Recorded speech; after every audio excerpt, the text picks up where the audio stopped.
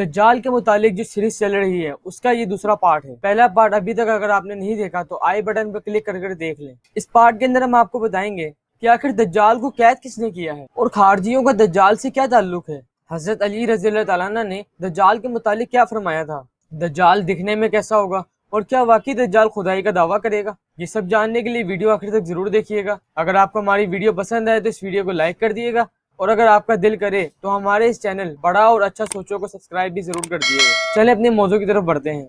دوستو دجال کا فتنہ کتنا بڑا ہے آپ اس سے اندازہ لگا لیں کہ ہر پیغمبر اور رسول نے اپنی اپنی قوموں کو دجال کے فتنے سے ڈرایا ہے۔ دوستو ایک مرتبہ آپ صلی اللہ علیہ وآلہ وسلم مال غنیمت لوگوں میں تقسیم کر رہے تھے کہ ایک شخص جس کا نام ذوالخویسرہ ہے، اس نے اٹھ کر کہا کہ یا رسول اللہ عدل کیجیے۔ حضرت محمد صلی اللہ علیہ وآلہ وسلم نے فرمایا اے بدبخت، اگر میں عدل نہیں کروں گا تو کون عدل کرے گا۔ اتنے میں حضرت عمر رضی اللہ تعالیٰ عنہ نے ارشاد فرمایا یا رسول اللہ آپ حکم دیں، میں اس کا سر قلم کر دوں گا۔ آپ صلی اللہ علیہ وآلہ وسلم نے فرمایا اسے جانے دو، اس کی اور بھی کئی ساتھی ہیں اور تم لوگ ان کی نمازوں کے سامنے اپنی نمازوں کو حقیر جانو گے اور ان کے روزوں کے سامنے اپنے روزوں کو حقیر مانو گے، اور یہ لوگ قرآن مجید پڑھیں گے اور وہ ان کے گلے سے نہ اترے گا، اور یہ لوگ دین سے یوں نکل جائیں گے جیسے تیر شکار کو چیر کر نکل جاتا ہے۔ دوستو یہ وہی شخص ہے جس کا نام ذوالخویسرہ یا خرقوس بن زبیر ہے۔ یہ خارجیوں کا بانی ہے اور مسلمانوں میں انہی کی وجہ سے یعنی انہی خارجیوں کی وجہ سے انتشار پیدا ہوا۔ آپ کو یہ بھی بتا دیں کہ مولا علی کرم اللہ الوجہ الکریم، حضرت عثمان غنی رضی اللہ تعالیٰ عنہ، ان کے دور خلافت میں خارجیوں نے اس خلافت کو چیلنج کیا تھا، اور وہ خارجی ذوالخویسرہ کے فالوور تھے، چاہنے والے تھے۔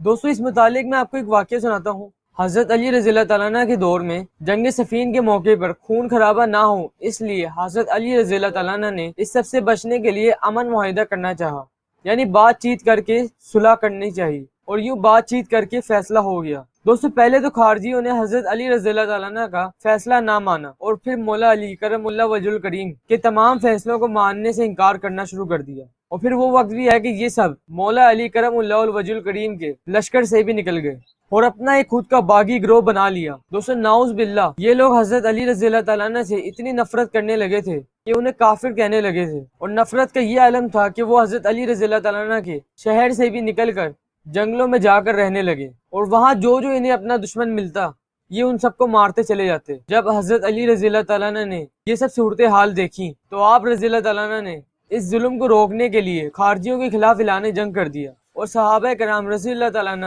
ان کے خلاف جہاد پر نکل گئے اور انہیں شکست فاز بھی کیا۔ جیسے ہی ان خارجیوں کو شکست ہوئی تو حضرت علی رضی اللہ تعالیٰ عنہ نے اپنے لشکر سے کہا کہ میں تمہیں ایک شخص کا حلیہ بتاتا ہوں، تم اسے ڈھونڈ کر میرے پاس لاؤ۔ دوستوں وہ نشانی کچھ یہ تھی کہ اس شخص کا ایک ہاتھ عورت کے پستان جیسا ہوگا۔ مولا علی کرم اللہ وجہ الکریم کے سپاہی ایسے شخص کی تلاش میں نکل گئے، انہوں نے ڈھونڈا مگر وہ شخص انہیں نہ ملا۔ یہ لوگ حضرت علی رضی اللہ تعالیٰ عنہ کے پاس آئے اور کہا کہ وہ ہمیں نہیں ملا۔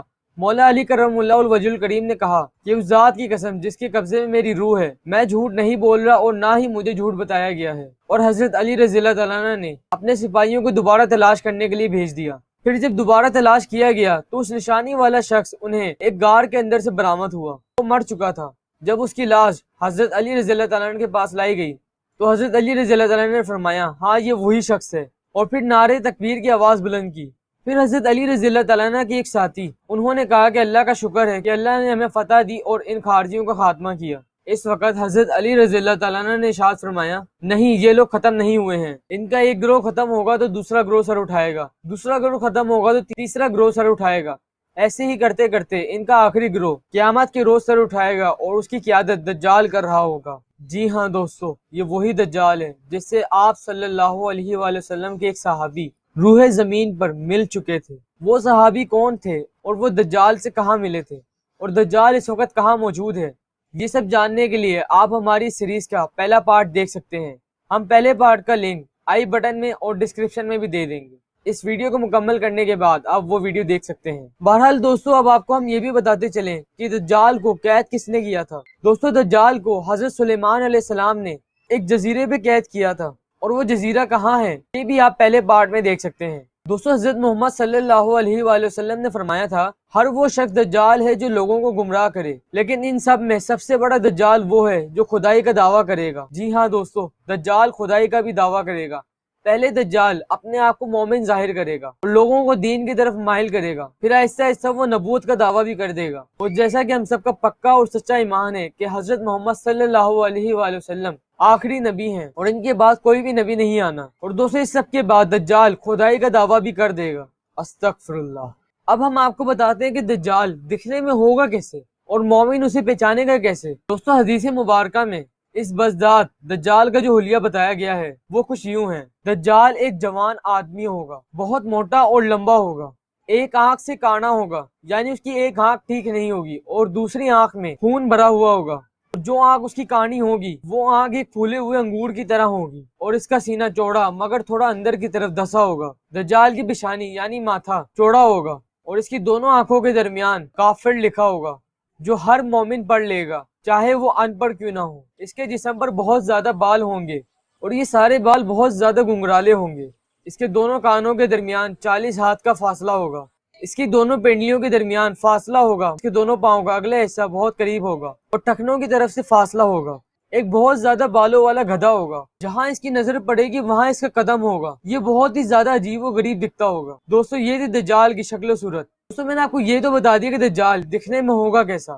اگر آپ جاننا چاہتے ہیں کہ دجال کے نکلنے سے پہلے دنیا میں کیا حالات ہوں گے اور دجال اپنے آنے کے بعد کیسے لوگوں کا ایمان برباد کرے گا، اور کیا واقعی میں دجال کے پاس جنت اور دوزخ ہوگی، اور کوئی ایسا بھی انسان ہوگا جس کو دجال پہلے مار دے گا اور پھر دوبارہ زندہ کر دے گا، لیکن پھر بھی وہ انسان دجال کی خدائی تسلیم نہیں کرے گا، اور ایمان والے اپنا ایمان بچانے کے لیے کہاں جائیں گے؟ یہ سب جاننے کے لیے آپ یہاں کلک کریں، اور اگر آپ کو جاننا ہے کہ وہ کون سے صحابی ہیں جو دجال سے ملاقات کر چکے ہیں تو یہ جاننے کے لیے یہاں کلک کریں، اور اگر آپ سائنس سے دلچسپی رکھتے ہیں تو آپ کے لیے جاننا بہت ہی ضروری ہوگا کہ سائنس کی حدود کتنی ہے اور انسانی علم کتنا ہے۔ یہ سب جاننے کے لیے آپ یہاں کلک کریں۔ امید ہے آپ کو ہماری آج کی ویڈیو پسند آئی ہوگی۔ اگر آپ کو ویڈیو پسند آئے تو اس ویڈیو کو لائک کر دیں، اپنے دوستوں میں اس ویڈیو کو شیئر کریں تاکہ وہ بھی اس علم سے واقف ہو سکے۔ Thanks for watching my video. اللہ حافظ۔ اگر دل کرے تو چینل کو سبسکرائب بھی کر دیے گا۔